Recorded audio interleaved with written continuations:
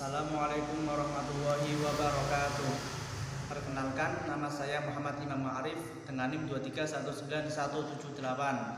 Saya akan membahas resensi sebuah buku, yaitu yang berjudul Mengajarkan Modernitas PKI sebagai sebuah lembaga pendidikan, ataupun judul aslinya yaitu Teaching Modernity in the PKI as an Education Institution.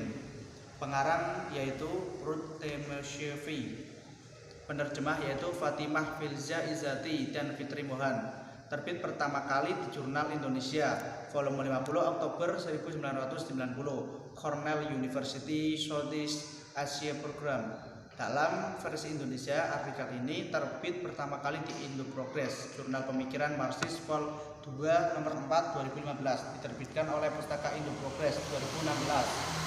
Sebelum membahas mengenai mengerjakan modernitas, terlebih dahulu apa itu PKI dan siapakah PKI?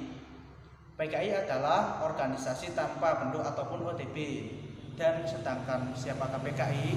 Ada yang bilang bahwa PKI itu sebuah organisasi semacam monster dengan kekuatan dan kekuasaan yang luar biasa. Hampir 27 juta orang tergabung bersama dalam satu organisme besar. Dan semua dari mereka ibarat sel-sel di dalam tubuh dikuasai oleh satu pusat otak, yaitu Politbiro. Dalam bahasa Orde Baru, PKI selalu tampak sebagai satu hal, yaitu PKI kejam, PKI sadis, dan sejenisnya itu. PKI bukanlah partai politik biasa.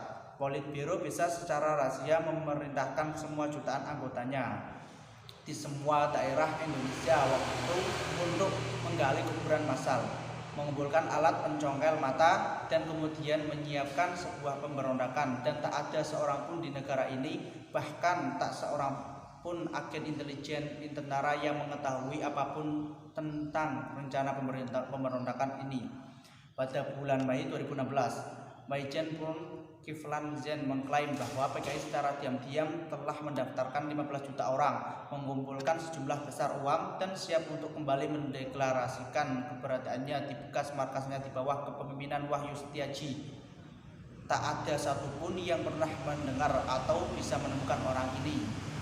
Tampaknya orang-orang PKI punya semacam kemampuan gaib untuk bergerak seperti hantu tanpa ada yang tahu, dan kemudian tiba-tiba saja muncul tak ketahuan dari mananya, seperti shapeshifters, makhluk yang bisa berubah bentuk di Star Trek. Setelah 50 tahun dihabisi tanpa ampun, PKI masih dianggap sangat berkuasa, seperti penjahat yang tak terkalahkan dalam cerita-cerita superhero.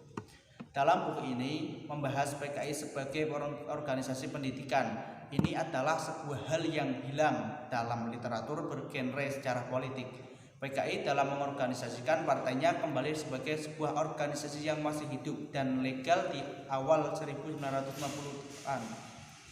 Di awal tahun 1950-an menyelenggarakan banyak macam kelas untuk banyak orang yang berbeda, dari kelas dasar baca tulis untuk penduduk desa miskin sampai kelas teori Marxis Leninis untuk para pemimpin teratas partai.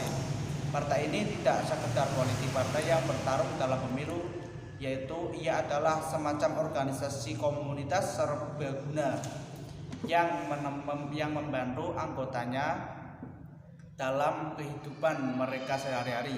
Pendidikan adalah satu dari sekian banyak perhatian utama masyarakat miskin yang diorganisir PKI, sehingga partai ini pun melakukan yang terbaik untuk bisa mengatasi masalah ini. Adapun kelebihan dan kelemahan dari ajarkan modernitas ini, yang pertama ada gaya bahasanya asing, namun banyak kata ataupun bahasa asing.